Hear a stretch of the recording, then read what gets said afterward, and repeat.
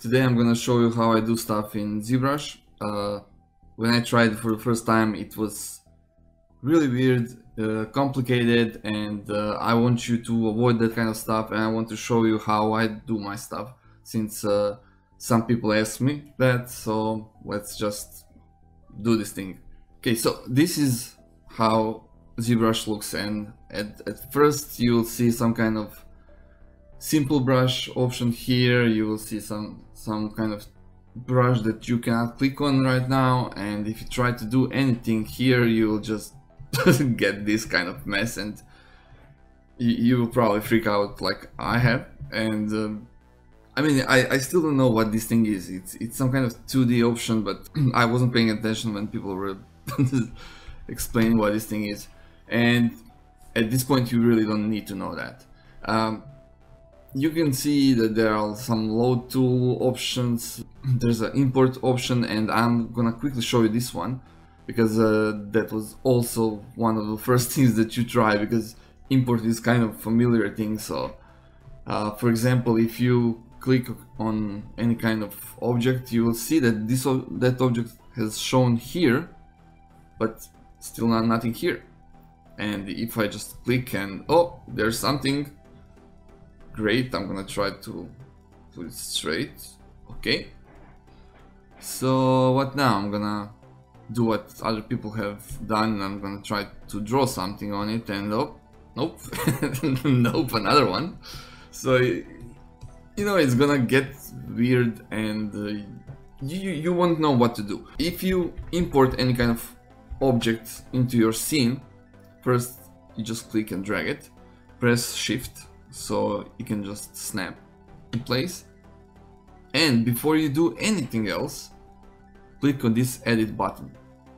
When you click this thing, now you're safe to do weird stuff on the model.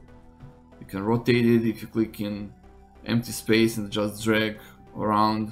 This was like quick mess what every single person is probably doing with Zbrush, and now I'm gonna show you my approach, how I'm doing stuff. I really want to keep this tutorial very short, so we're just gonna jump into Zbrush again. First thing that I do, I just open this slide box. Usually when you start Zbrush, it opens by the default. Usually I start with Dynamesh sphere, so I'm just gonna double click on it. Now I'm gonna choose one of the brushes. You have a lot of options here, and mostly I'm using those default ones that you can see here. You can load your own brushes, you can make your own brushes, you can download someone else's. There are a lot of stuff on the internet, but for this tutorial we're just gonna use the simple ones. And you can see that there are two dots here right now, so if I just start making something, it's gonna reflect on the other side. That means that symmetry is turned on. We can turn it off by pressing X on the keyboard. So right now I can just do stuff like this, and if I want to turn it back on, I can just press X again, and symmetry is back on. If you press Alt on each of these brushes, you will get some other feature. For example, if I start making something with a standard brush, it's gonna look like this, but if I press Alt, it's gonna do it the other way. Same thing for a bunch of other. Like I said, if I choose, let's say, this clay buildup, and I start adding stuff, it's gonna add more and more stuff. But if I press Alt, it's gonna go the other way around. It's gonna remove the clay. Another cool feature, if you press Shift, you will see that cursor is now blue. That means that you can smooth out the areas pretty quickly and really nice. If you release it, it's gonna go back to the brush that you've picked before that. And one other thing is, if you click on Control and now you have this yellow cursor, you can draw some kind of mask. If you try to move that, it's not gonna work. because when you mask something, that part will be locked, you won't be able to change it.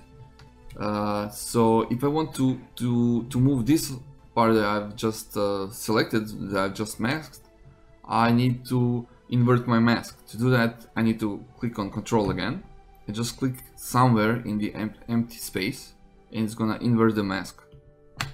And now I can just move, oops, and now I can just move this thing wherever I want. By the way, moving tools, scaling, rotation, everything is up here, and also you can quickly switch between those by just pressing Q, W, E, R. Really handy when you're doing a lot of quick changes. Also, I can go quickly to this deformation option, and there are options that I can use here on this thing. For example, inflate or deflate. If I go into minus, I'm gonna switch to my move tool. It's right here. By the way, for example, if I want to pick I don't know, pinch tool, I can just press P, and it's gonna eliminate every other tool that is not starting with letter P. So now I can easily locate it much quicker. It's right here.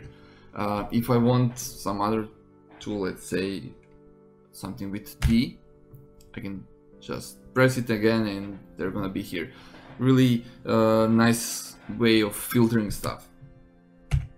If you press S, you will have your brush size that you also have here, and now you have a lot of different options. You have intensity, so if I just lower it down and start doing something, it's gonna be like this.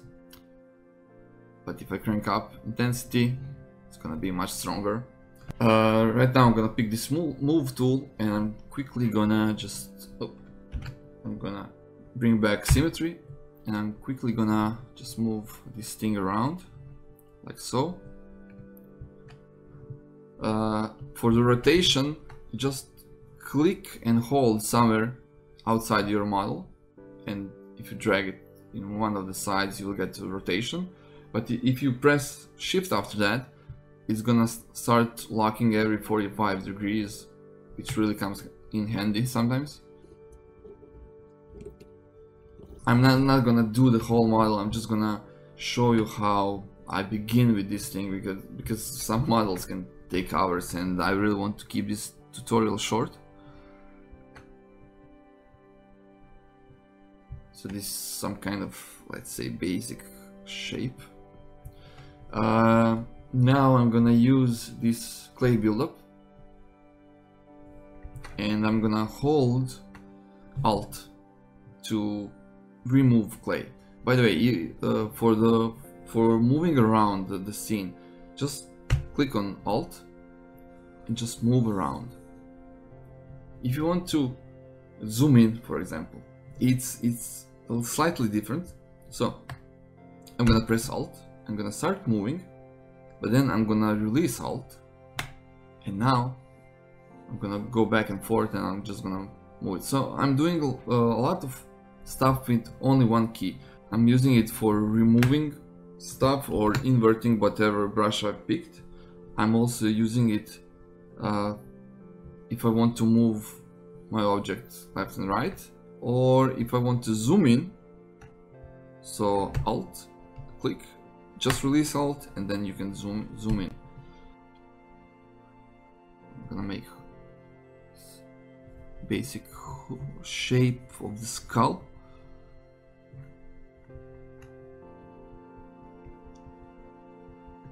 Like that.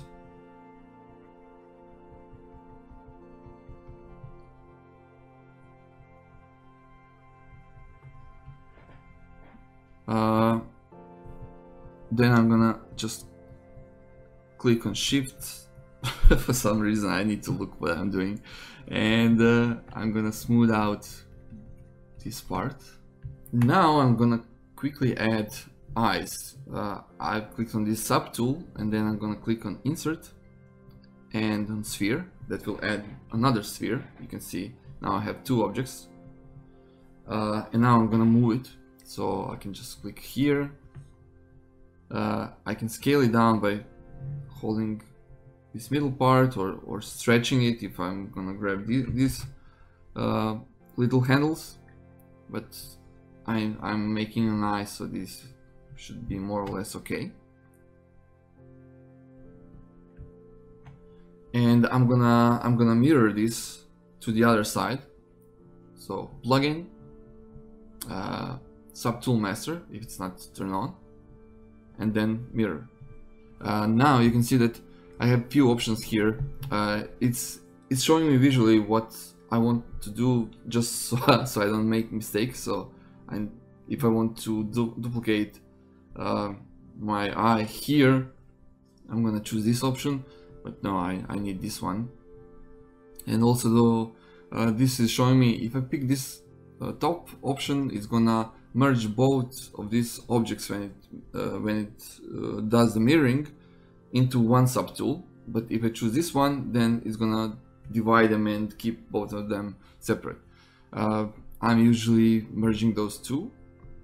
The reason why I do stuff like that, and I could have easily made eyes on this object. So if I quickly do eyes here, yes, I can do that, and you know, bam, done. But if I need to change something, to change the shape of my head, then the eyes are gonna get affected as well. So it's really not the right way to do stuff, unless you're so great at what you do, so you don't need to fix stuff. I do. This way I can just do quick changes, and it's gonna work great. As you can see, this face is right now low poly. I can add more polygons, more details by just going into geometry and clicking divide or Ctrl D, and it's gonna make all the difference. For example, if I just press divide 2 times, if I start doing something here, you'll see that everything is pixelated, everything looks terrible. But if I divide my model more, it's gonna get better and better. I'm just gonna quickly draw basic shape, and now I can just move them out, so visually they will be outside, they will look like eyebrows, but again I want to do them separated just like the eyes. And to do that, I'm gonna go to subtool and I'm gonna click on this extract, and you can see that it's made as like separate object, but as soon as you move, like you want to see it from the other angle, it's going to disappear, because this is just a preview. So if I'm okay with these eyebrows, I'm going to just press accept, and now there are additional tool here.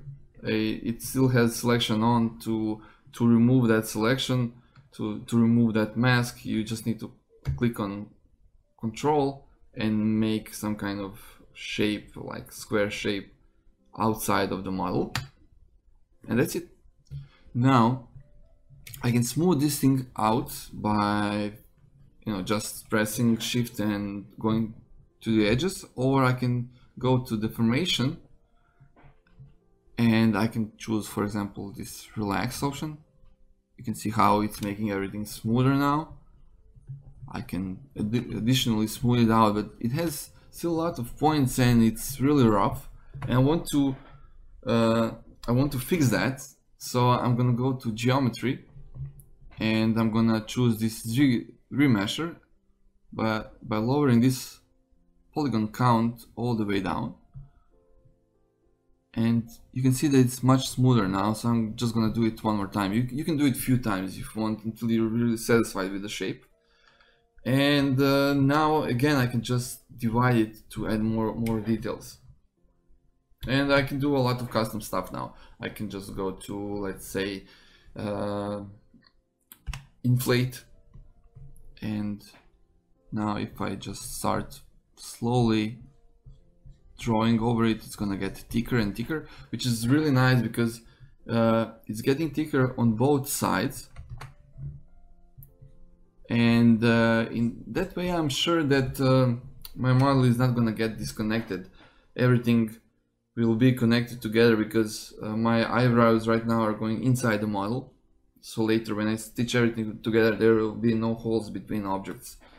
Also now you can see that I cannot zoom out because I don't have any empty area where I can just grab it and do that. So there are a few options. I can just click here and zoom out, or since I've made the mess I can just press F and it's gonna move the object, it's gonna fill it into the frame. Another sweet option. We're gonna move fast forward through this whole thing. So in the same way I did the mouth, and I've adjusted everything else with move tool. I've added another sub tool for the ears, and it took me around 2 hours to finish all of that. Okay, so now we have this thing, and it's still not done. I'm gonna spend probably a lot of time to figure out how I'm gonna finish it, but I wanted to conclude this tutorial. I wanted to show you how you can combine all of this into one object and prepare it for, let's say, 3D printing. We can just go to merge, and we can go to merge down, and then it's gonna merge every single layer one by one. Or we can just click merge visible, so everything that's now visible that has this eye, it's gonna get merged into one object, and it will be placed here. So if I just click merge visible, you'll see that there's merged Joker 5 object here. If I try to smooth out this connection, obviously it's very sharp. If I try to smooth it out, you will see that it's not acting correctly. It still looks separate, which can be also a problem when you're trying to 3D print something that you made. Maybe printer will print everything just fine, but sometimes if I don't merge it, if I don't do it properly, I will get some kind of holes, and software will try to fix it on its own, and it can get messy. So to avoid something like that, what you can do, you can go to geometry and then click on Dynamesh. We're gonna crank up this resolution. I think this is more than fine. And then I'm gonna click on Dynamesh. You can see the progress here. And now, after that is done, you can see that everything is now connected. I will quickly show you. See how eye is disconnected and now everything is fused together, this part also. Now if I want to smooth it out, I can still do it and it's gonna look nice. Now more or less it's ready for 3D printer, except it has a lot of polygons, a lot of active points, and to reduce that we need to go to Z plugin and then in decimation master and pre-process current. So now it's gonna analyze the mesh and figure out the way how to reduce the polygon count. After it's done with reordering and everything, you need to click on Z plugin again and then go to decimate current.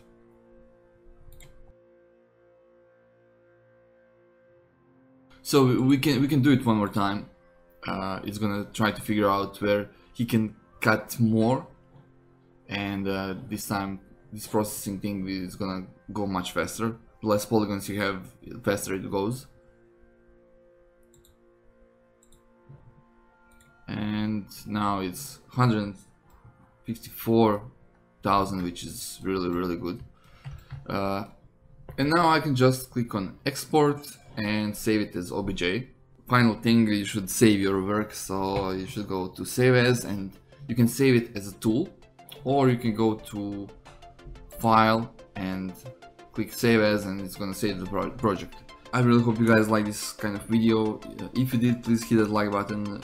If you think that you have someone who would like this kind of video, please share it with them. Also, if you haven't subscribed already, please do that and hit that bell next to it so you can get notified whenever I'm releasing a new video. Thank you guys, and I really hope I'm gonna see you next time. Bye.